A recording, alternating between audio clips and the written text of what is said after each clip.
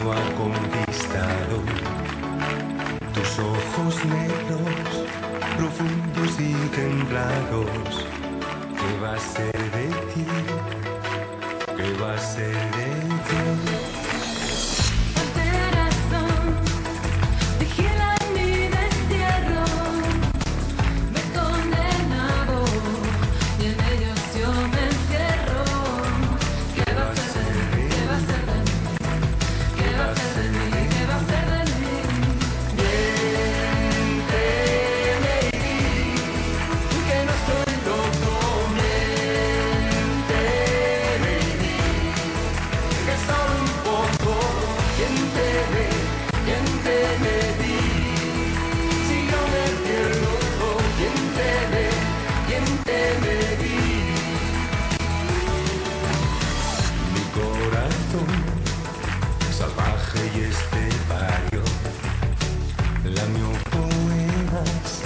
Caídos de tus labios, ¿qué va a ser de ti? ¿Qué va a ser de ti? Tu pecho es tan cruel como bendito, tu cuerpo en fin va a venir laberinto. ¿Qué va a ser de mí? ¿Qué va a ser de ti? ¿Qué va a ser de mí? ¿Qué va a ser de ti?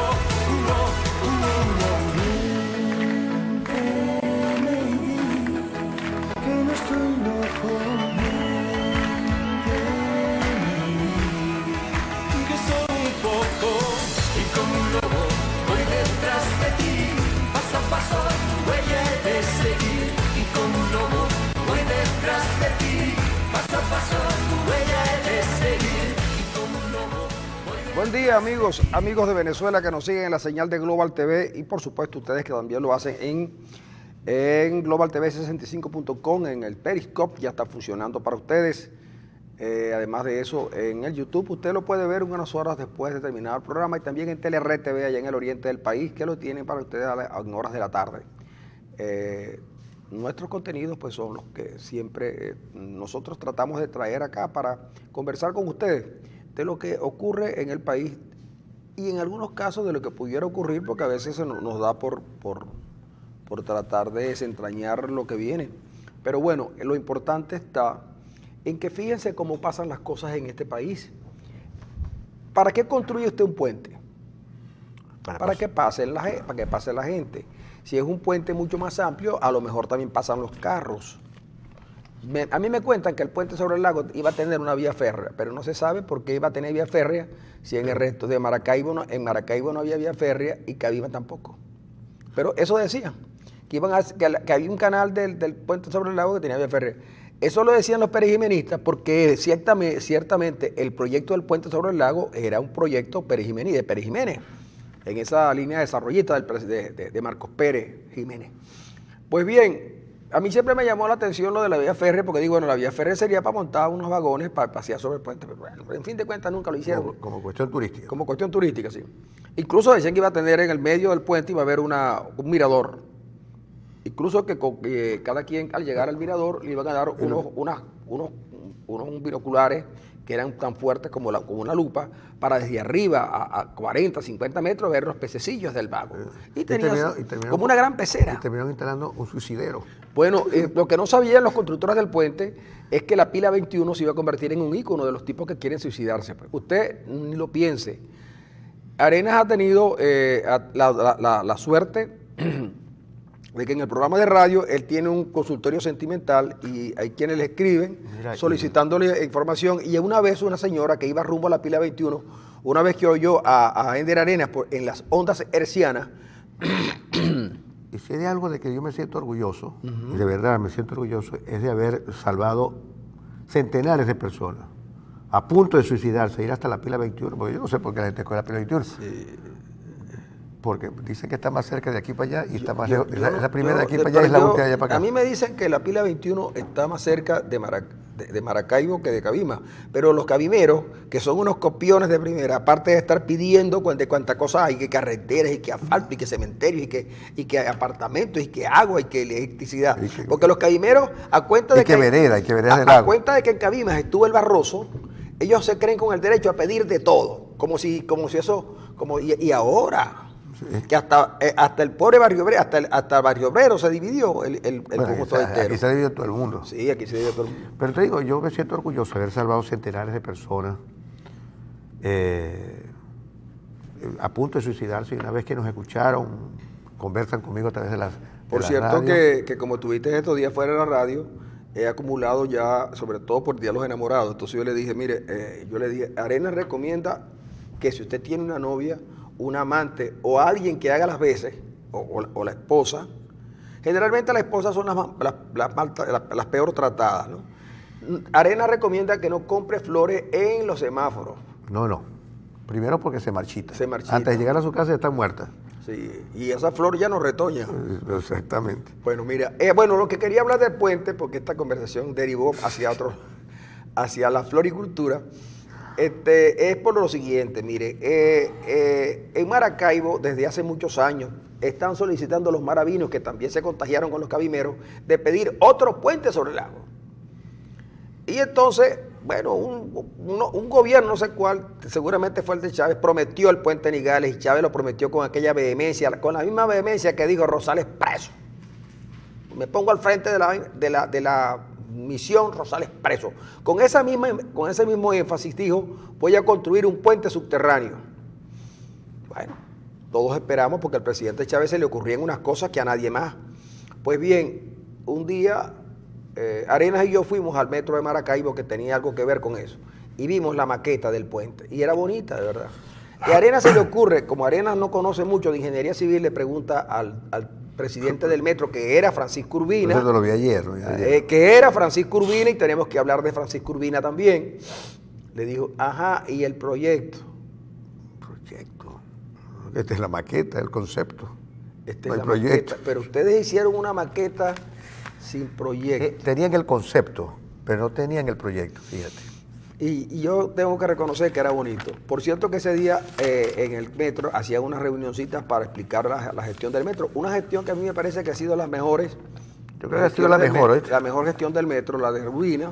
Y nos regalaron a nosotros unos metricos chiquiticos. A mí me gustaban, eran verdecitos y como unos carritos. Y entonces Arenas me pidió el mío. Y el de Arenas trajo la locomotora. Sí. Y el mío, a mí me dieron un vagón y a Arenas le dieron la locomotora. Yo creo que Ronald estuvo ese día con nosotros y también le dieron una. Entonces Arenas hizo su tren. Ajá, entonces fue el tren. Arenas tiene tren, pero no tiene tranvía, es como Sí. Santa Marta. Yo tuve que guardar el tren porque como yo vivo en el norte, me dan el tren del norte. Cosa terrible. Arenas tenía tren, pero no tenía tranvía y por eso lo empezaron a llamar Santa Marta. Ahí viene Santa Marta, ¿por qué? Porque él tiene tren y no tiene tranvía. Sí, señor. Pues bien, resulta que el puente Nigales arranca todo, bueno, ya ahora sí, contratan a una empresa brasileña de las más afamadas, una empresa muy amiga de Lula da Silva, y entonces comienzan los trabajos a expropiar y no sé qué y tal. Total que ponen la primera piedra y yo les confieso que he dicho aquí en repetidas oportunidades que si bien es cierto que el puente Nigales no lo han construido, no menos cierto es que a la piedra se le ha dado un mantenimiento ejemplar. Ayer la foto que tomaron los brasileños y que incautó el SEBIN, se ve la piedra bonita, limpiecita, arregladita. Del puente, nada. Unos brasileños, que quién sabe quién los trajo por aquí, en vez de buscarme a mí, buscaron a Jesús Urbina, que es de Transparencia Internacional, para estar seguro. Porque ellos pensaban que si me conversaban conmigo, yo les iba a decir que el puente estaba listo. Ellos fueron a investigar. Yo los iba a llevar al puente de Puerto Caballo. Si está listo. Eso está listo. Sí, sí. Ahí donde venden el pescado frito. El pescado frito. Exacto. Bueno, los tipos... ¿Y por qué no ya está el puente España? Lo iba a llevar a Puente España, pero ya no hay puente. Bueno, lo cierto es que ya empezaron... El SEBIN se molesta, ¿sabes por qué? Porque le empezaron a sacar fotografías a los marullos del lago. ¿Y por qué los marullos? Yo no sé, que esos brasileños, tú sabes que esos brasileños, tú sabes cómo hablan ellos. Marullo. Enredados. Eso es un marullo. Esos son burusas. Eso es un marullo. Esos son billuyos. Billullo. Entonces llegó el SEBIN, ¿vale? Y que le dijo a Urbina, ¿qué hacen ustedes por aquí? No, nosotros estamos sacando unas fotografías del lago. Del lago. Esto aquí no es el lago, esto es Odebrecht. Chico, y se los han llevado 10 horas presos. Porque dicen ahora retenido, pero eran 10 horas presos. Claro, chicos, además de eso, a la prensa. A la prensa, sí. Digo, si, de verdad que el gobierno quiere dejarnos no solamente secuestrados en el país, sino que no tengamos información de nada, porque a CNN lo tiene amenazada No, que se pero va. pon cuidado, es que cuando se llevan a los los brasileños y Jesús. A mí me dicen, tienen preso al director de Luz FM, para el profesor Urbina. Y yo le dije, ¿por qué tienen preso a Urbina? ¿Acaso Urbina estaba bachaqueando, está en el bachaqueo académico? Entonces, no, Urbina llevó a los brasileños para que los brasileños tomaran unas gráficas porque en Brasil dicen que aquí no hubo chanchullo, y el gobierno tonto que es. Los brasileños vinieron para acá, y eso lo confieso yo, porque ellos después hablaron conmigo, cuando salieron del SEBIN aquí en la avenida Milagro Norte, ellos me llaman. Chico, este gobierno yo no lo comprendo. Si nosotros vinimos a Venezuela casualmente para demostrar en Brasil que en Venezuela no se habían pagado sobornos, porque soborno pagaba la empresa, ¿sabes cuándo? Cuando necesitaba tener la información sobre cómo iba a ser el puente, cuánto iba a costar y qué precios tenían ellos y qué otras compañías iban a licitar. Entonces, claro, el funcionario corrupto en otras partes les daba la información. Mira, va a costar tanto, el costo es tal, las empresas son tales, para que cuando viniera la licitación ellos metieran la de ellos y ganaban. Pero en Venezuela eso no había necesidad, porque en Venezuela Odebrecht era parte del gobierno venezolano.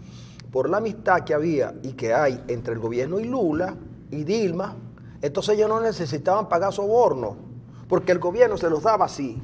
Ahora que Odebrecht, en una función, en una actitud altruista o agradecida, en todo caso, le diera una que otra cosita, que llegara hasta 98 millones de dólares a funcionarios venezolanos, está bien, pero no fueron sobornos, que quede claro que lo que están persiguiendo es el soborno. Pero Francisco, fíjate, ahí veníamos conversando de que el monto era de 98 millones. Sí, poca cosa. Una burusa. Bueno, ni tanto. Pero comparado con los 35 mil millones de dólares de la... ¿Y los 11.000? Y los 11.000 y los 14.000 del ministro en Andorra.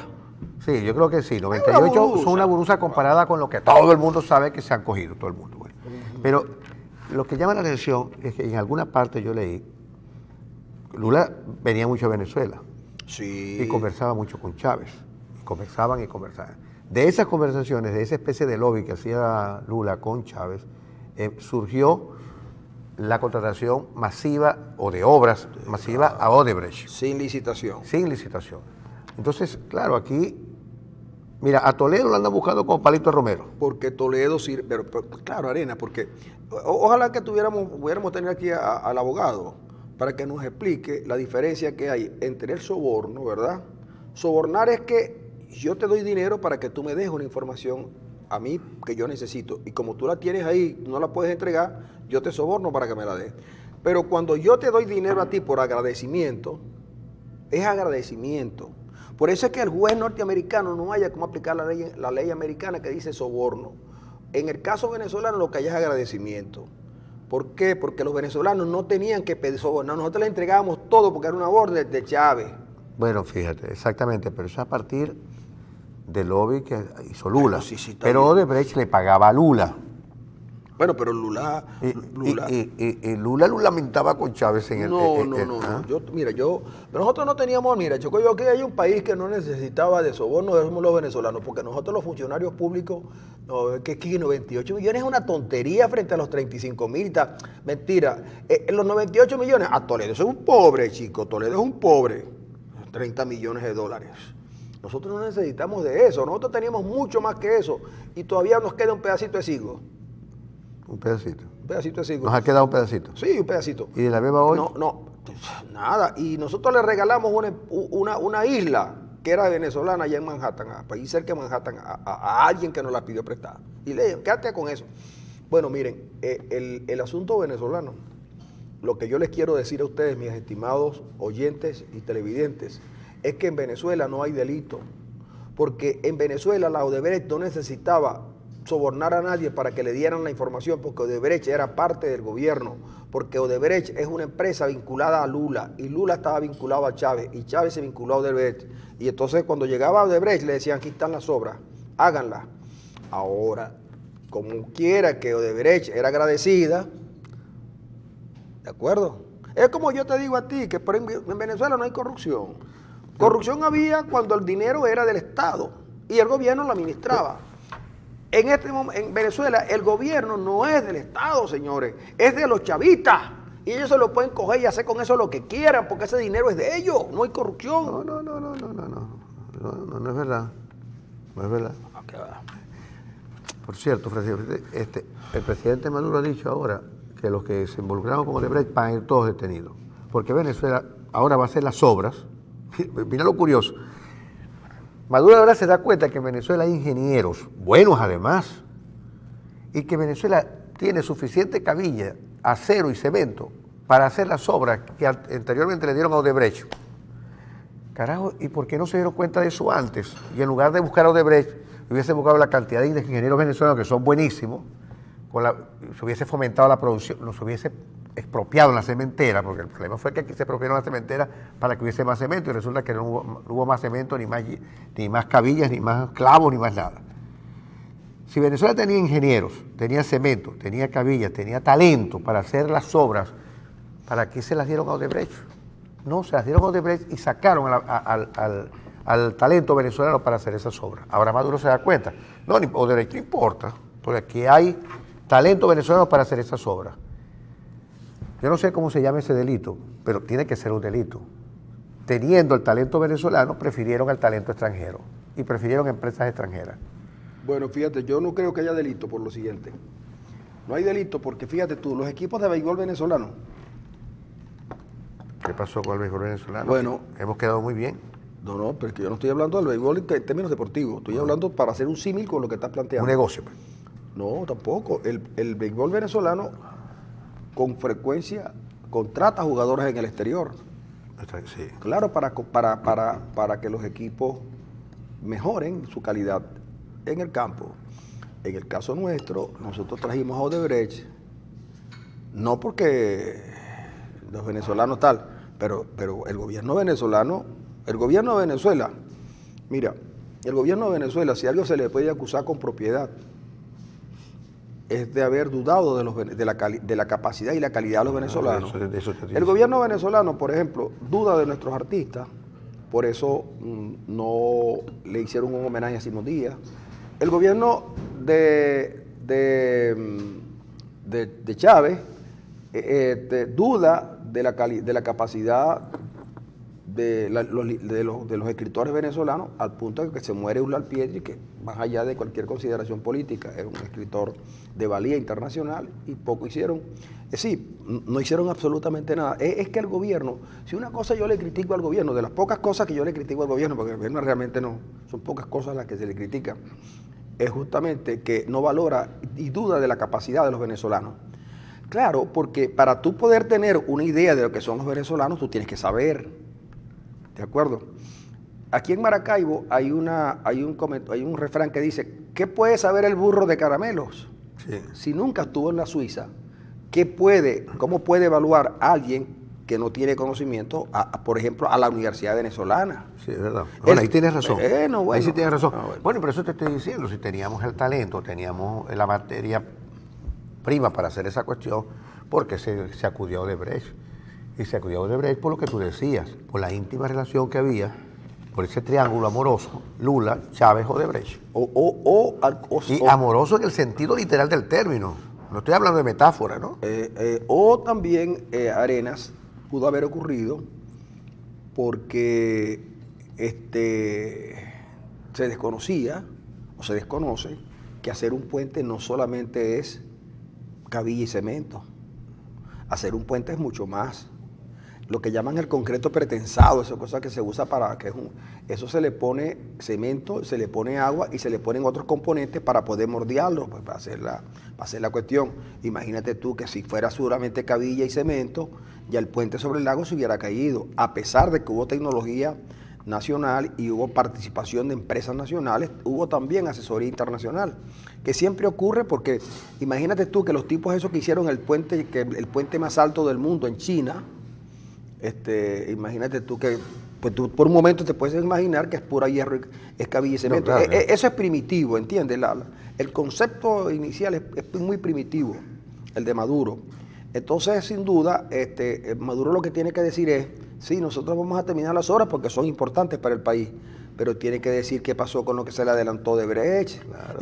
Si alguien hubo borrón en cuenta nueva, ¿no? Bueno, porque una cosa es que tú digas que la vas a terminar y a mí me parece justo que la termine. Lo que no puede ser es que Maduro no le diga a los venezolanos cuánto se llevó de Brecht de esas obras, que en promedio, el promedio de las obras que Aaron Singón llegó a como a 30 y pico por ciento de construidos una con la otra. En el caso del Zulia a mí me dijeron que era 17%, otros dicen que es 3%, pero que el otro 14% es la parte que está bajo, que es sublacustre, y esa no se ve. Hay una parte sublacustre. Sí, ya está listo, la parte sublacustre, porque si unos dicen que es 3% y otros dicen que es 17%, yo supongo que el 14% estaba de sublacustre, porque Chávez fue el que dijo que ese era un puente Bajo el agua. subterráneo, que ahí hubo un error, porque era debajo del lago, y le podíamos decir sublacustre, pero no importa. Puede haber sido un túnel, ¿verdad? Un túnel, sí. Un túnel, una cosa esa. Lo que sí me duele es que, como todas las cosas, así te lo contaba con la cuestión de Pérez Jiménez, con la vía férrea, a mí me cuentan que el puente subterráneo de Chávez iba a ser tan bonito que iba a ser como con un vidrio blindado, ¿no? Yo sé que eso yo le tenía desconfianza. ¿Por ¿no? qué? Porque como yo sé que aquí hay tantos... Mira, un helicóptero se perdió y no apareció todavía, imagínate tú. Son tan ineficientes. Ajá. Y si por quedarse con la comisión, en lugar de poner un vidrio templado, le ponen un vidrio... Bueno, pero Arena, se rompe. era tan bueno porque fíjate tú, cuando el puente Pero llegaba... en el lago no han quedado ni Boca Chico. ¿Qué íbamos a ver? Instalaciones petroleras ahí no hay ni Boca Chicos, ni Lisa, ni Curvina. Ni instalaciones petroleras. Abajo sí hay. No, pero por ahí no hay. No hay. Por ahí por Nigales no, pero la idea era que uno, por ejemplo, se metiera en el puente, ¿no? Uno pagaba. Entonces, a los lados iba a haber como una suerte de miradores. Ajá. Sulacustre. Entonces tú te ibas a parar a ver lo que se te ocurriera. ¿De acuerdo? Porque el puente, en la parte que iba por el lago, no iba a tener paredes ni con una pared normal de concreto, sino iba a ser de vidrio fuerte. Ahumado. Ahumado. Pero pudiera ser, sí, que pudiera ser de esos vidrios que permiten ver de adentro hacia afuera y no de afuera hacia adentro. Porque si los peces vienen... No, imagínate tú si por ahí es que era posible que por ahí se metieran tiburones, los de La Guaira. O las sardinas en Aiguatá, peor. A las sardinas en Aiguatá. Bueno, lo cierto, amigos, es que a Urbina lo tuvieron preso, retenido. A los brasileños lo llevaron para un hotel, lo sacaron en avión para Caracas y después vía Lima los expulsaron del país. Ahora, te voy a contar una cosa que no fue que me impresionó ni nada, sino que me llamó la atención, porque cuando yo me enteré de lo de Urbina, fue por bien dateado, por la página de Damaso Jiménez. Leí ahí que periodista zuliano preso por el SEBIN. Damaso pone las cosas, yo creo que en su justa dimensión. Periodista venezolano, Jesús Urbina, está detenido en el SEBIN, acompañado a 2 brasileños periodistas que iban a investigar el asunto de Brecht. Ok, me pareció excelente, además que se subrayara la presencia del periodista venezolano en el asunto. Pues leí en el Nacional, para el Nacional Jesús Urbina no existió. Es decir, estuvieron presos 2 brasileños. El venezolano no se dijo nada. No por un afán regionalista, no. Yo estoy de acuerdo con Norberto José Olivar. El regionalismo zuliano es un regionalismo líquido. Pero, caramba, eran 3 periodistas y uno era venezolano, además representante de una ONG que trabaja sobre los derechos humanos. Yo no, perdona que te interrumpa, Arena, yo no leí el artículo de Norberto José Olivar, pero cuando él dice que es un regionalismo líquido, es que los tipos son regionalistas cuando están tomando cerveza. Y allí se alebrestan. Entonces pasa la cosa, pasa la cuestión, y los tipos, bueno, dejan de ser regionalistas. Hay que meterle otra vez otra dosis, que ahorita va a ser difícil ser regionalista, porque Y tampoco hay que tomar pura regional. No, eso no se refería a... porque con los precios, chicos, los precios, ¿vale? Los precios están acabando con el regionalismo.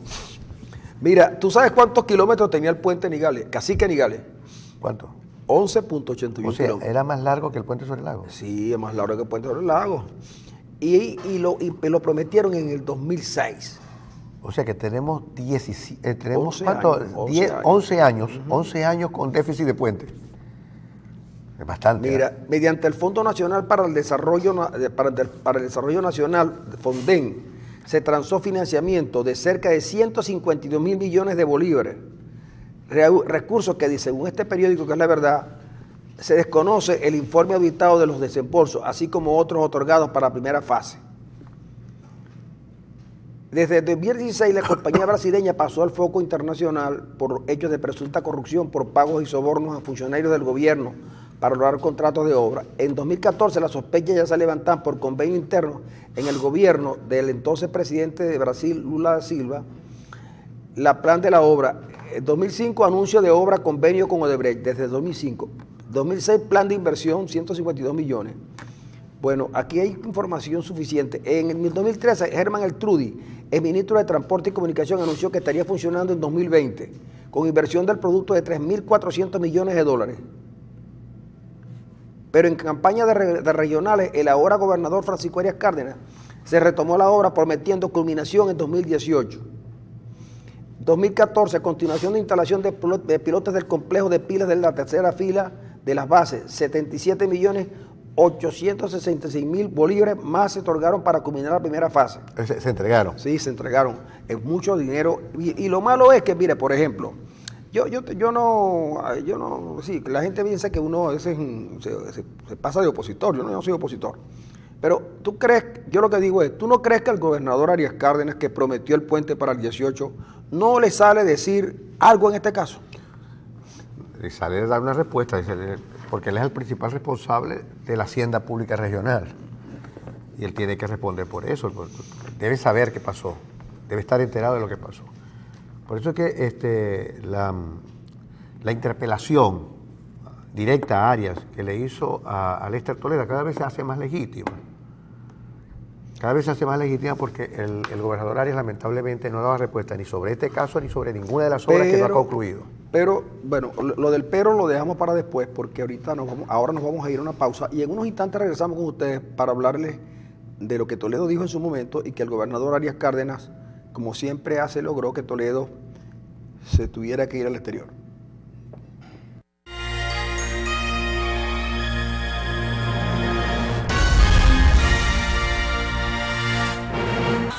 Amigos, todo se nos ha ido poco a poco y el próximo que se va es Chugo Torrealba. ¿Se va Chugo? Sí, Chugo Torrealba, él en realidad se iba a ir por sus propios medios, ¿no? Estaba arreglando sus cosas, pero cuando salió Capriles, que se enteró que Capriles es quien lo lleva a él, ¿no?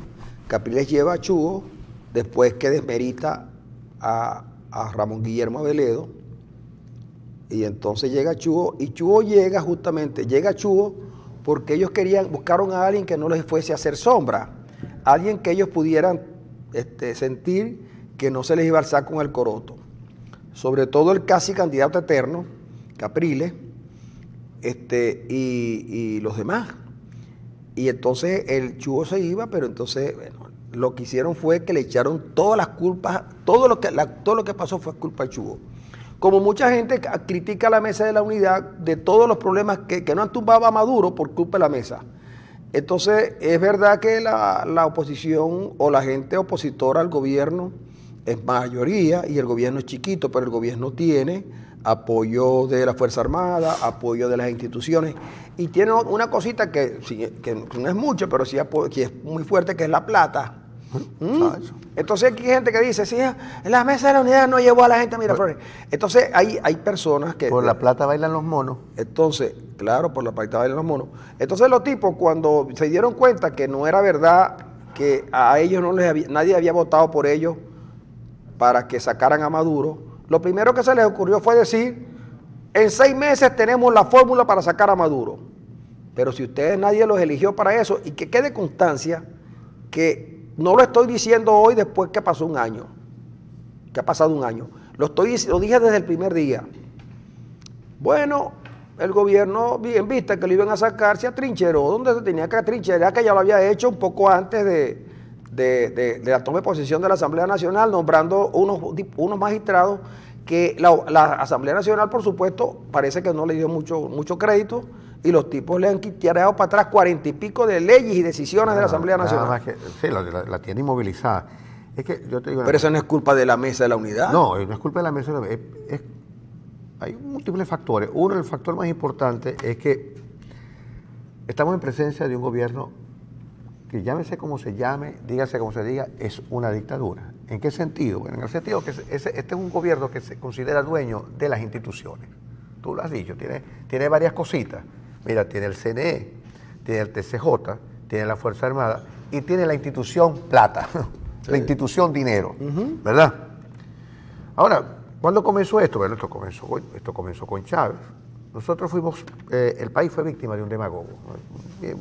Mira, puede ser considerado el comandante eterno, la última Coca-Cola del desierto, un demagogo. Y los demagogos son iguales en todas partes. Ya vimos lo que pasó con Toledo. Vimos lo que pasó con Alan García, vimos lo que pasó con Lula, vimos lo que pasó con Dilma, con Correa, con Evo Morales. Obviamente todos los demagogos se parecen, porque a través de la palabra seducen, ¿verdad?, a un pueblo que está inerme, que está ahí, que halaga al pueblo permanentemente. Y nosotros instalamos en el 98 un demagogo. Ese demagogo dividió al pueblo entre buenos y malos, entre patriotas y antipatriotas. Y yo te digo, Francisco, mira,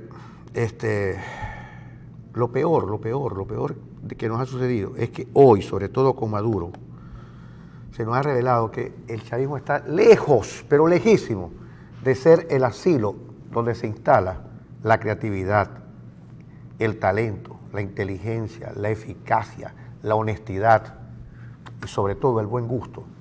Estamos instalados de verdad en una situación difícil. Entonces, echarle la culpa a la mesa de que ¿para qué le vamos a echar la culpa a la mesa? Lo que tenemos que hacer es decirle a la mesa. Pero justamente lo que uno siente, lo que uno ve, por ejemplo, mira, hay sectores de oposición que no viendo y no haciendo una buena lectura del país en el que viven y de su conflicto político, es más fácil echarle la culpa a Chuo Torrealba y echarle la culpa a la mesa. Entonces resulta que en la mesa de la unidad tú no sabes quiénes la integran. Entonces los partidos de maletín, que hay muchos, en Caracas y aquí muchos partidos de maletín que no hacen nada, y yo quisiera sobre todo el capítulo zuliano reservarlo un poquito más adelante. Entonces le echan la culpa a la mesa de la unidad democrática, porque si ellos hubieran hecho el trabajo, ya Maduro se hubiera ido. Y entonces estoy hablando de una cosa que se llama la calle, vamos para la calle. Entonces tú dices, pero ay, ¿qué es la calle? Vamos a ver qué es la calle, ¿cómo es que yo en la calle puedo? Es la calle, es manifestaciones ruidosas y un gobierno que está claro que cuando la oposición intenta manifestar, saca sus bayonetas y se las pone en el camino y no les deja mover.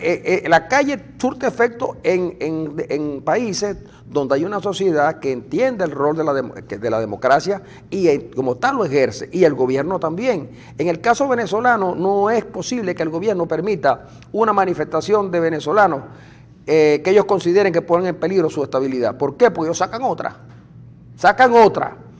Inmediatamente, si unos tipos van a marchar porque quieren hacerle un homenaje a la chinita, ellos sacan otra manifestación. No les importa. Entonces resulta que en vez de sentarse a ver, hay que tener mucho más creatividad, pues, ¿cómo vamos a hacer con estas cosas? Y vamos a entender qué clase de gobierno tenemos. Entonces Por un lado, hay sectores justamente opositores que no permiten que entre otra gente, y por otro lado hay gente de la propia oposición que su destino es destruirlo, que ya lo dicen claramente. Hay que acabar con la MUD.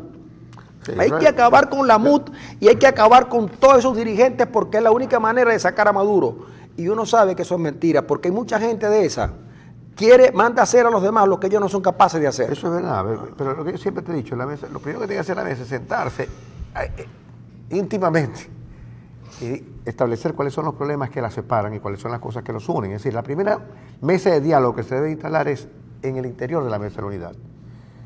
Y empezar a establecer, mira, este es un país que ya está cansado de los egos, está cansado del mesianismo, está cansado de los salvadores de la patria, de verdad. Yo creo que hay que rescatar las instituciones. Ahora, si no hay una permanente movilización de la sociedad, porque sí, ha habido sociedades en el mundo que han habido grandes movilizaciones y los gobiernos han movilizado los suyos, pero han terminado rindiéndose frente a las demandas de las mayorías.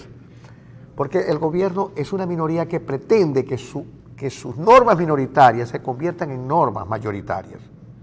Mira, el peor día de la democracia venezolana, o los peores días, los días más tristes, son los días que el Tribunal Supremo de Justicia dicta una sentencia. Una cosa increíble. Bueno, la gente tiene que entender eso. Necesita una dirigencia que esté compenetrada con la gente para que le diga, mira, esto es así, y poner un proyecto viable, saludable para el país. Pero no, parece ser que la mesa los líderes de la mesa están muy preocupados a ver de qué patio cae la posibilidad de hacerse con el poder. Yo creo que lo primero que hay que hacer es una mesa de diálogo en el interior de la mesa, para deponer los intereses personales y pensar en los intereses del país. Porque si no, vamos a estar con esto. El 18, este año no hay elecciones. No hay elecciones, ya las corrieron para agosto. Pero en agosto cualquier cosa sale y la ponen para el año que viene. Las dictaduras no hacen elecciones. Por eso es que es necesario que la gente se movilice. Que la calle deje de ser eso que dice Francisco, una metáfora. La calle, no, que la calle se convierta en el teatro vital de la movilización de la sociedad civil. Pero tiene que ser, Arena, que la gente, que la dirigencia política acompañe a la gente en sus luchas, en sus problemas. Por ejemplo, yo te lo voy a poner un caso que me impactó seriamente ayer que me enteré. Profesor universitario, dedicación exclusiva, jubilado a la universidad, vive con su esposa. Y me dijo, estoy pasando hambre, porque entre el pago de los servicios y la casa y las cosas de la alimentación, no me alcanza lo que la universidad me paga. Sí, y tenía un carro, se me dañó y lo tuve que vender. Y le dije, y eso, ya yo no puedo hacer préstamos en la caja de ahorro de la universidad porque con eso no me alcanza. Y entonces me dice, Francisco, yo sé que el camino que llevo es el de morirme un día de esto. O se muere mi esposa y yo también me muero, porque no podría soportar la soledad. Y me dijo, ¿tú crees que con lo que le pagan a un profesor universitario de dedicación exclusiva después de muchos años de dar clases sea suficiente? Y dije, no, yo creo que no.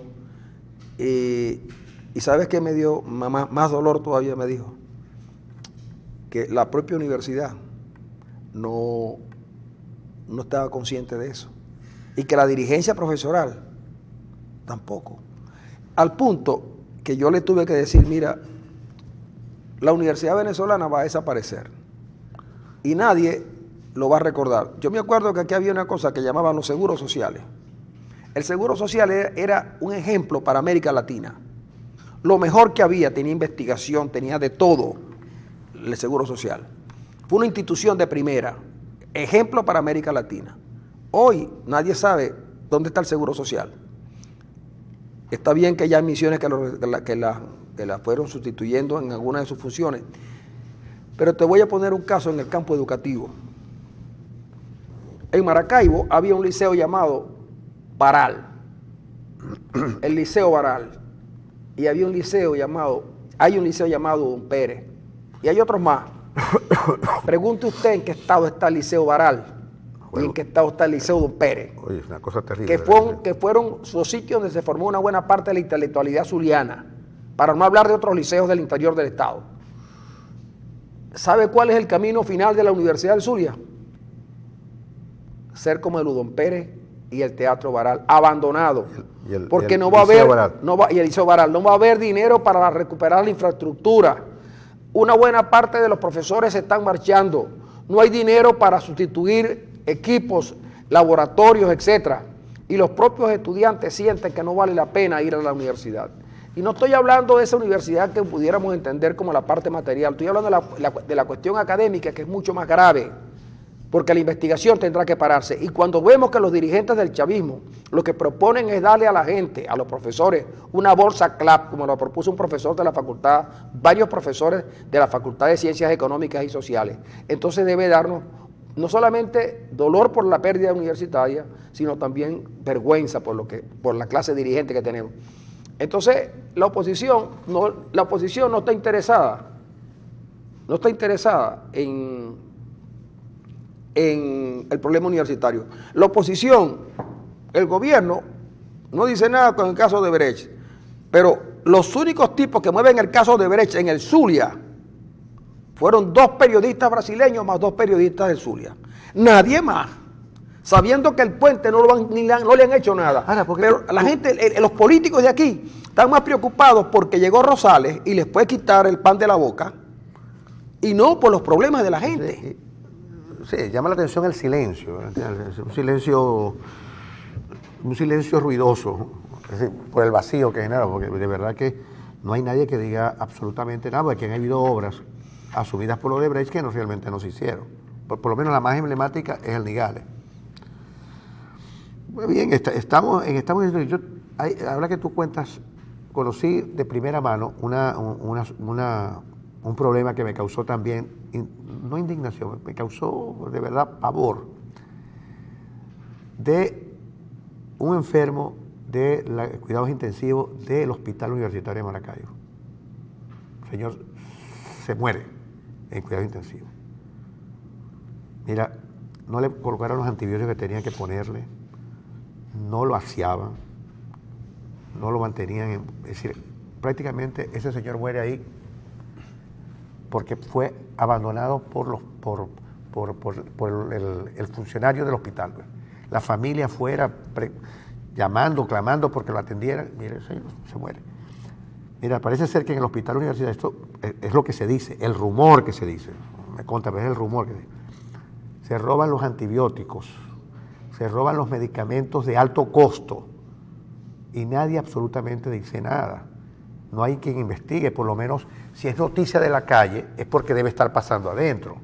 A mí no me consta, pero es la noticia que se corre en la calle. Gente muy cercana a uno ha tenido graves problemas con sus pacientes internados en el hospital porque estaban en clínicas privadas y los seguros se comieron prácticamente en 3 días y han tenido que trasladar a sus pacientes al hospital. Y en el hospital casi mueren de mengua. Bueno, es necesario que se investigue qué es lo que está ocurriendo en el principal hospital del Zulia, que es el hospital universitario. Y que no vayan a decir, bueno, no está pasando nada, pero por lo menos investiguen, porque el rumor corre por la calle, todo el mundo lo dice. No lo estoy diciendo yo, lo dice todo el mundo, de gente que ha perdido a sus familiares allí. Y no se trata de, ¿cómo se llama?, de echarle la culpa a los médicos, no se trata de que tiene que haber abrirse una averiguación allí. ¿Por qué se pierden los medicamentos? ¿Por qué la gente se está muriendo allí? Por falta de atención. Esa investigación tiene que hacerse y el gobernador es el principal responsable de que eso funcione bien. Y la oposición debería poner el grito al cielo cada vez que estas cosas ocurren y cada vez que le llega a sus oídos, porque si le llega a oídos de uno, que es un observador secundario, en segundo plano, nosotros somos actores de relleno, ¿cómo no se va a dar cuenta el gobernador o las autoridades sanitarias? ¿Ah? Obviamente que sí. Pues caramba, averigüen eso, si eso es verdad que está pasando o no. Primero, para salvar el prestigio del hospital que lo tenía, para salvar el prestigio de los médicos que son buenos allí y que se pone en cuestión por asuntos que son de bulto ya y que afectan a una parte de la población que no tiene con qué ir a un establecimiento privado donde parece que la atención parece que es mejor. Así que, bueno. No, y entonces resulta que uno cuando comienza a decir estas cosas duele, porque entonces resulta que los que aspiran cargos y posiciones y tal, está bien que lo aspiren, porque es lógico que ellos aspiren, porque si están haciendo una actividad para lograr mejorar la situación de la gente, pero entonces resulta que los problemas de la gente no le preocupan, no le preocupan. Mira, la gente está pasando hambre, y te lo digo el caso universitario. En estos días en Caracas hubo una movilización porque el gobierno le quiere poner mano a los seguros universitarios. Y nosotros tenemos una institución que llaman el IPPLU. Bueno, chicos, el IPPLU es víctima de la diatriba política universitaria. Es víctima de la diatriba política universitaria de unos tipos que saben que no les importa que se acabe el IPPLU, pero ellos justificar su necesidad, su apetencia burocrática. Mucha gente sabe que en la universidad se dejaron de dar clases en las noches, que era una reivindicación para aquellos que trabajaban y que tenían que estudiar y estudiaban de noche, y la universidad les favoreció estudiando en unas carreras en la noche. Pues bien, ya las carreras no se pueden estudiar de noche, sino de 4 a 7 de la noche, porque después de las 7, con la inseguridad que hay y la oscuridad, porque la universidad está oscura, entonces ya nadie quiere ir. Entonces, han adaptado claro, los entonces, horarios. Pero cuando uno se entera que en la Facultad de Ciencias Económicas y Sociales, que nos es muy cercana, pasó de 9.000 estudiantes a 6.000, y eso es una cifra más, y no hay una preocupación. Cuando la Escuela de Sociología pasa de 400 a 200 estudiantes, y eso es un dato, no es una preocupación ni para el país, ni para la universidad, ni para nadie. Y cuando vemos que los profesores se están marchando, bueno, yo creo que hasta el rector se marchó.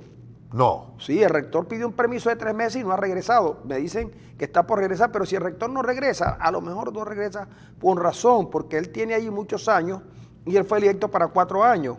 Entonces la institución universitaria corre riesgo, y el que no quiera creer estas cosas, que pase por el Liceo Baral o que pase por el Liceo Don Pérez, donde incluso en estos días unos delincuentes destruyeron un monumento que había allí que recordaba a Udón Pérez, y lo rompieron, y se lo llevaron, el bronce. La única mejora que han hecho, creo que es pintarlo de rojo.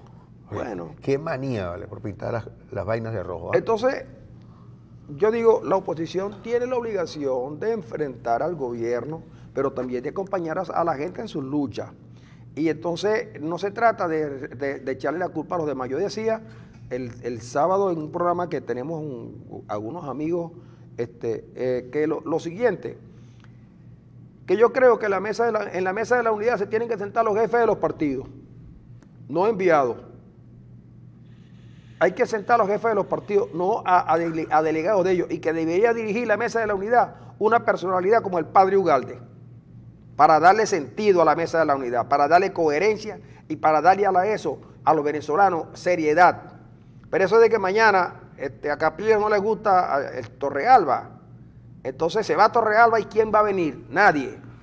O luego viene y le empiezan a decir a la gente que la culpa de que el gobierno no salga no es porque el gobierno abusa de su poder, sino porque la mesa de la unidad no ha sido capaz de sacarlo, porque tenía que sacarlo, porque cuando se fueron al diálogo ya tenían a Maduro contra las cuerdas, y eso no es verdad, eso nunca fue verdad, pero uno se los dice, y lo que hace es que, lo que logra es que se molesten, y que por lo bajo comienzan a criticarte, acusándote de cualquier cosa. Miren, el venezolano está mal, y yo le voy a decir lo siguiente: no está todavía en el fondo. Aquí el venezolano está pasando hambre y muchos se están muriendo. La niña que fue al Parlamento a decir que no conseguía los medicamentos para su cáncer. Murió, ¿no? Murió. Y mucha gente que no tiene acceso a la internet, que no tiene Twitter, que no tiene Facebook, que no tiene nada, que no tiene literalmente nada, no consigue cómo curarse. Y esa historia que cuenta Arena es una historia verdaderamente triste, igual que a la que yo conté. Pero ¿qué ocurre? Esa gente no tiene quien se conduela de ellos. El gobierno dice que lo más revolucionario que ha podido hacer es crear la Bolsa CLAP, que todo el mundo sabe que son productos importados. Sí, y que en el camino, ayer agarraron a unos tipos de un consejo comunal que se la estaban raspando, por si eso lo hemos dicho de cada rato. Yo a veces lo hago con cierta ironía. La gente del sector donde yo vivo tiene su consejo comunal y la mayoría no recibe nada. ¿Por qué? Porque la mercadería la venden en los alrededores a precios prohibitivos, que la gente no puede comprar, de verdad no los puede comprar. Un aguacate está costando, tiene un precio de 5.000 bolívares. Sí, señor. Y un cartón de huevo, ayer, no fue que me lo compré, no, yo lo compré yo en 7.800 bolívares. 7.800 bolívares. Entonces, los precios se van de un lado a otro sin control. Y el gobierno sigue empeñado en una política que desde hace más de 8 o 10 años viene dando los tumbos, chico. Claro. Y entonces uno dice, oye, pero nadie se va a condoler de la gente. Y entonces cuando tú ves el optimismo del comandante Arias Cárdenas y de sus familiares y de su entorno, oye, que no se sensibilizan por nada. Entonces digo, me pregunto yo, ¿y esos son los tipos que venían a redimir al pueblo venezolano? Pues Esos señores que no los conduele nadie. que caímos en manos de demagogos. Esos señores que no son capaces de sentir en lo más profundo de su ser el drama que viven los venezolanos hoy. Esos son los que vinieron a liberarnos. Entonces, pero es fácil. Cuando hay crítica, ¿qué hicieron? A nosotros nos sacaron de las cableras ilegalmente. A Global TV lo sacaron de las cableras ilegalmente. Lo hizo el gobernador Arias Cárdenas, junto con algunos de sus más cercanos colaboradores. Maduro mandó a sacar CNN, porque Maduro, en vez de investigar el problema de los pasaportes en Irak, que es una denuncia internacional de la que debe haber alguna prueba, pero que el gobierno venezolano tenía la obligación de saber qué fue lo que pasó, pues no investiga para decirle a los venezolanos esta es mentira, sino que decide, se me va a CNN y mañana seguirá todo el mundo, porque nosotros no queremos que digan las cosas que hacemos. Bueno, y entonces alguien me escribe y me dice, pero usted, Arena está hablando de dictadura y tú sigues hablando contra el gobierno. Eso.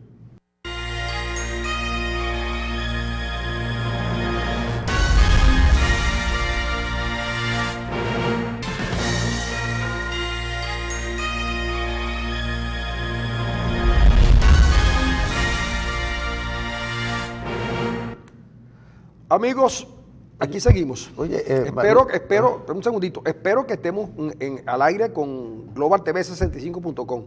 Estamos en Periscope. En Periscope sí, pero espero que estemos al aire. ¿Estamos, Andri? Ok, perfecto. Mira, Maduro cambió su nombre de programa, ¿no? El programa ahora está los domingos con Maduro. No me gusta el nombre. Bueno, pero de todas maneras ayer Maduro dijo una cosa que a uno le cuesta creer. Dice, se ha producido una migración masiva de Colombia hacia Venezuela, producto de la guerra en Colombia, de la guerra civil en Colombia. Ajá. Maduro pone las cosas en una perspectiva tan increíble. En Colombia se ha hecho un esfuerzo por la paz, por suscribir acuerdos de paz, y es obvio que hay algunos grupos que todavía no han suscrito el acuerdo, que los que suscribió nada más la FARC, pero están conversando con la ELN. Es decir, la guerra civil no es lo mismo que hace 8, 9, 10 años. No. Es decir, ni siquiera puede llamarse guerra civil. Es la guerra, o es la confrontación de un pequeño grupo de irregulares que tenía una cantidad de hombres increíble, pero que hoy no llegan a 10.000, y que se enfrenta al Estado colombiano, al Estado oficial colombiano.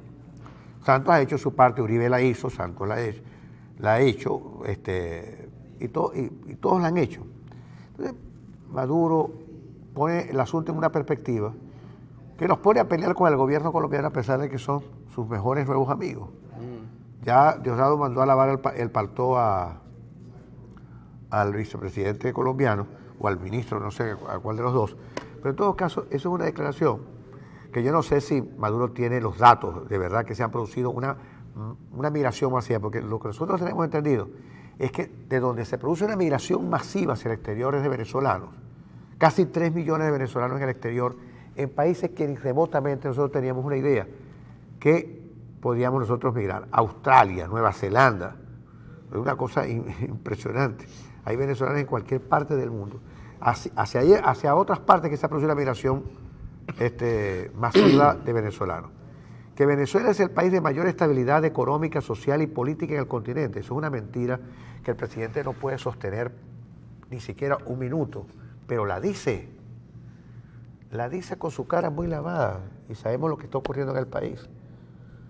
Mira, los jóvenes venezolanos se están marchando, pero te voy a dar un dato. La Oficina de Inmigración en Estados Unidos determina que la mayor cantidad de solicitudes de asilo son venezolanos. En el 16 son de venezolanos. Venezolanos que se van. Mira, cuando llegamos, yo te decía que 486 policías, según información del diario El Nacional, se han marchado del país.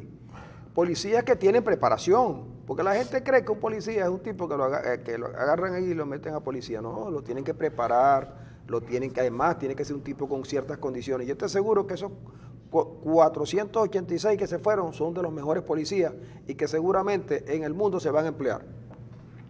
Ese tipo de trabajo tiene demanda en el mundo. Los jóvenes se van los científicos, se va todo el mundo, porque es que con esos salarios no se puede vivir. Es que con los salarios que pagan en Venezuela no se puede vivir. Y todo el mundo le dice, mire, vamos a desmontar, vamos a tratar de darle sinceridad a la tasa de cambio. Oye, si eso lo tenemos que hacer. Ah, no, piensa pasar a 50 bolívares, de 10 a 50, cuando ellos saben que eso también es irreal, pero para que los dueños de los alimentos y de las medicinas sigan llevándose el dinero, lo poquito que queda. Y cuando les digo que la situación es muy delicada es porque justamente este año hay que pagar 2.800 millones de dólares en abril y Venezuela tiene la opción o paga y saque ese dinero que necesita para importar bienes o no paga y va a ser peor que lo que ya estamos viviendo. Ahora, ¿qué más? Digo yo, ¿qué más? ¿Qué otra cosa queremos ver? PDVSA está en situación ruinosa. Los precios del petróleo no van a repuntar porque el día que comiencen los precios a subir, los que tienen petróleo fracking lo van. No, ya lo abrieron. Bueno, lo van a abrir otra vez. Ya lo abrieron. Entonces, Estados Unidos vendió petróleo 800,000 barriles la semana pasada. Hay amenazas que se cierren sobre Venezuela, lo que hay es que devolver la mirada al país. Pero tenemos que devolver la tierra a los que la estaban produciendo. Ahí apareció una denuncia de la finca, de la Hacienda Bolívar, que entre invasores y campesinos se la cogieron y además no hubo producción. Revisen qué pasó con la Vergareña, qué pasó con la Marqueseña, qué ha pasado con el Arco Minero, qué ha pasado con las fincas del Zulia, que era un emporio agropecuario. ¿Y dónde está el gobernador Arias Cárdenas, que fue a pedir los votos de los ganaderos para ser gobernador del estado? Y ahora no se puede venir de la villa a Machique, de la villa a Maracaibo de noche porque a la gente la atracan y la matan. La tristeza de Arena, este asunto no preocupa a los dos bandos en que está dividida la unidad en el Zulia. El fin de semana fuimos sorprendidos con una decisión de dos grupos, de dos partidos que decidieron que ellos no reciben línea de los otros dos partidos. Aquí hubo una elección. O sea que la mesa se dividió en el Zulia. Se dividió, claro. Aquí hubo una elección que no debía ser elección, pero la hubo, que era la mejor manera, porque todo el mundo está pidiendo primaria. Yo dije, si hubo primaria para escoger al candidato a presidir la MUD, entonces hay primaria para todo, venga quien venga, aquí no hay consenso. Pues no. En vez de seguir haciendo la política como corresponde, se dividen. Nadie sabe por qué. 16 organizaciones, de las cuales yo les digo a los que convocaron a esa manifestación, a esa reunión, seguramente muy nutrida en un conocido hotel de Maracaibo. Oye chico, para dirimir, busquemos 4, 5, 6 personas de las que pudiéramos considerar independientes. Y yo propongo nombres, propongo a Alfredo Rincón, propongo a Julio Portillo, propongo a Jorge Sánchez Meleán, propongo al profesor Lombardi, propongo a Norberto José Olivar, propongo al rector de la Universidad Urdaneta, sí, Rafael Urdaneta. Y entonces hacemos lo siguiente.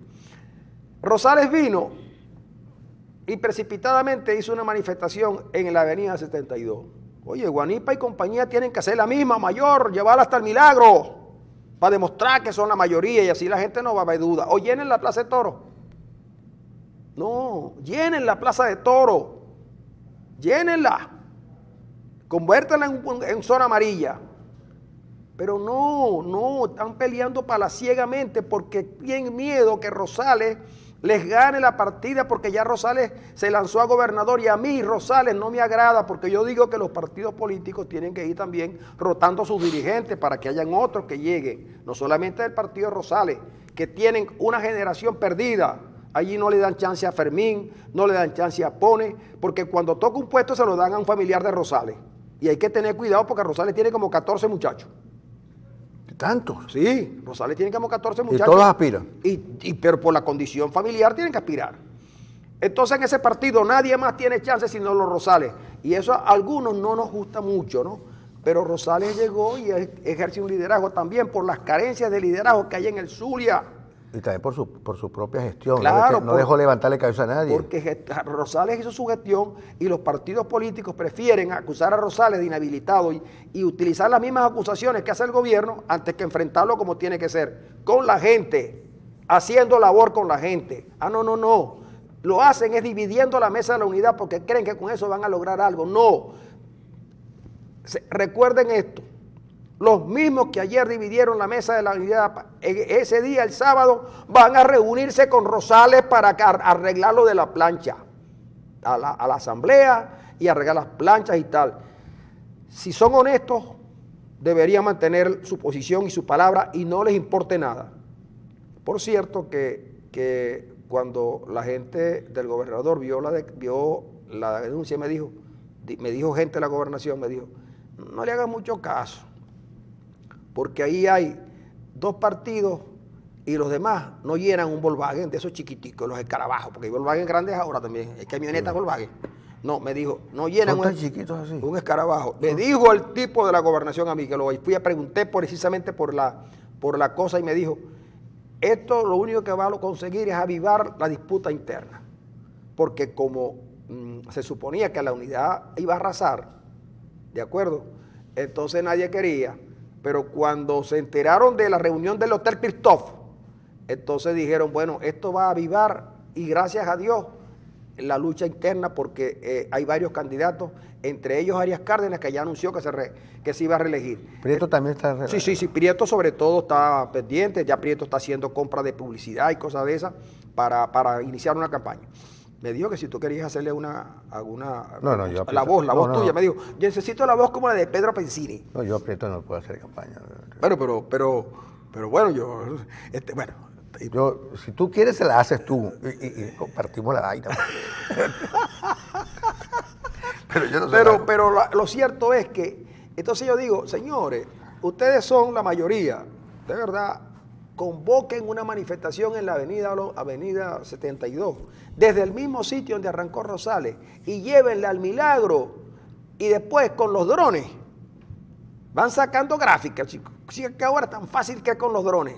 Por eso es que no te puedes meter coba. Por eso es que a mí me dijeron que Rosales había metido 100.000 personas, y yo le dije, no, yo creo que no pasaron de 10.000, y me estoy poniendo largo. Yo creo que no pasaron de 10.000, pero 10.000 personas... sobre todo de Maracaibo, hay que ver a estas alturas. Y bueno, entonces Rosales no está inhabilitado, Francisco. No, mira, te voy a contar algo. La gente dice que Rosales está inhabilitado, pero el asesor jurídico de la pata del colibrí me dijo que ¿Te estás refiriendo a Ángel Monaga? Chico, yo no puedo nombrar. El asesor jurídico es una persona seria. El asesor jurídico me dijo que la inhabilitación de Rosales llegaba hasta junio. A mí me han dicho que era hasta el 2023. Bueno, pero dicen que la otra no tiene fundamento, que la otra no está, que la que está es esa, la que existe es esa. Entonces eso parece ser que es de dominio público y entonces ha comenzado a la gente a tener un poquito de... Yo digo, bueno, pero ¿no será posible que el Zulia levante un candidato para enfrentar a Rosales? Rosales vaya a primaria. Rosales va a lo que sea, si está Rosales, mira, Nosotros en la Pata del Colibrí tenemos un equipo de Encuestadores. seguimiento, no tenemos encuestadoras, no tenemos ni vamos a tener hasta que no consigamos una encuestadora que llene los requisitos que nosotros estamos pidiendo, que la vamos a tener encuestadora. Pero tenemos un equipo que le hace seguimiento a Rosales. Ese equipo le hizo seguimiento a Rosales y le hizo seguimiento a los actos que hicieron Ramos y compañía y la oposición en el Triptof, para hablar con propiedad. Y lo que hemos venido determinando es que, a pesar de lo que vienen diciendo de Rosales, cada vez que Rosales va a los municipios y va a las parroquias, se lleva un montón de gente y la gente sale a recibirlo. No te estoy hablando aquí el único que hacía ese tipo de actividad, el único que la hacía con éxito era Lester Toledo, que es el líder emergente que tenía el Zulia y que no está en Venezuela. Pero Toledo, las manifestaciones, porque la persona que hizo el trabajo este fin de semana detrás de Rosales, me dijo, mira, es lo mismo. Ahora, algunos dirán, bueno, es que Francisco cambió de opinión. No, yo los digo las cosas como las veo. Y además a lo mejor alguien le está rimando algún agradecimiento, como se dice ahora, no es soborno, sino agradecimiento. Claro, yo tengo una cosa, sin lugar a duda, y eso no tiene discusión, Rosales sigue siendo el líder más visible del sur, es decir, obviamente la gente lo dice quererlo, lo sigue, pero tú tienes razón, es decir, yo creo que es necesario abrir un poco el juego y de que hayan otras voces, otra manera de decir las cosas. Es decir, que hay una especie de renovación y de aparecimiento, de la aparición de nuevos líderes, de un nuevo liderazgo, porque evidentemente ya Rosales se ha transformado en una dinastía. Claro. Entonces es necesario. Ahora, eso ahora tiene que ir acompañado de un trabajo político eficiente y efectivo. Y si no lo hay, sino que lo que hace Rosales, bueno. Ahora sí, pero que por el camino que van, Rosales les va a volver a ganar. Y cuando gane Rosales, lo que le sale es apoyar, lo que más le va a quedar. Cuando gane Rosales, lo van a tener que apoyar. ¿Por qué? Porque nunca hicieron las cosas como tenían que hacerse. Y te lo confieso, mira, el único líder capaz de mover masas en las barriadas de Maracaibo, no en la intensidad de Manuel, pero con fuerza, era Lester Toledo. Yo nunca recibí que otros dirigentes, percibí que otros dirigentes tuvieran la misma motivación para ir a los barrios y mover gente. Ahora Rosales está organizando el partido, Rosales va recuperando su partido, y gente que se había ido del Nuevo Tiempo regresa con Rosales. Rosales debe tener financiamiento, y entonces la acusación contra Rosales de que Rosales pactó con el gobierno, el pacto Roma, Rosales Maduro, el pacto Roma, pues Rosales, alguien tiene que tener el papel escrito, pero resulta que Rosales está en la calle y Rosales tiene que decir que eso no es verdad, porque a veces Rosales deja entrever lo que es y lo que no es, pero Rosales está en libertad por presión de algunos amigos de él, que son amigos del gobierno, entre ellos Zapatero. Sí, pretender que un acuerdo político, no se sabe si Manuel va a ser candidato o no va a ser candidato, si que las cosas en Venezuela pueden cambiar tanto, que sacaron a Rosales para dividir la oposición, y da la casualidad que quien divide la oposición no es Rosales, sino Guanipa y compañía. Fue Julio Borges quien la dividió. El problema es que yo creo que entonces, un segundito, está Henry Ramos en Maracaibo, el mismo día que sale la declaración, y Ramos no dijo nada. Eso fue el viernes, Ramos no dijo nada. Y Julio Borges tampoco dijo nada. Y Capriles me imagino que está distraído diseñando su tercera, cuarta o quinta candidatura presidencial. Sí, pero ustedes, te digo, y lo he repetido hasta la náusea, es decir, la primera reunión, la primera mesa de diálogo tiene que ser al interior de la mesa, porque sin unidad no salimos de esta gente, para nada. Y de todas maneras, lo que yo digo, dictadura no hace elecciones. Aquí no van a haber elecciones este año, si no hay una fuerte presión popular para que la haya, para que se restituya la Constitución. Pero si el gobierno ve, si el gobierno percibe, porque lo que no puede ser es que el CNE pretenda suspender las elecciones porque los partidos no están legalizados, no son vinculantes. No son vinculantes. Tú convocas la elección y si no se presenta nadie es otra cosa, pero no la puedes dejar de convocar con el argumento de que los partidos no están legalizados. Eso es una coartada que no tiene fundamento en ninguna parte del mundo, excepto en Venezuela. Ahora, si el gobierno percibe que la división de la oposición es una realidad, ¿va a ir a las elecciones? por supuesto, porque el único enemigo, lo único que preocupaba al gobierno fue una cosa que se llamaba Mesa de la Unidad Democrática, que les dio una paliza en las elecciones parlamentarias. Bueno, y que les iba a dar otra paliza en cualquier otro lugar. Bueno, y la gente tiene que entender eso, que todo pasa por la mesa. Obviamente que sí. Sí, pero claro, por la mesa de diálogo, de conversación, porque por la mesa de comer no pasa nada. Amigos, nosotros nos tenemos que ir a comer. Nos vamos, los dejamos aquí a ustedes, en compañía de Mario, de Andri, del hombre de los ojos grandes. Emanuel Bracho. Del líder de la circunvalación número 2. Nos vamos y mañana regresamos con ustedes. Probablemente tengamos con nosotros a Jesús Urbina. Vamos a llamarlo para ver si puede acompañarnos mañana. Y que nos traiga la foto. Y que nos traiga la foto del Marullo.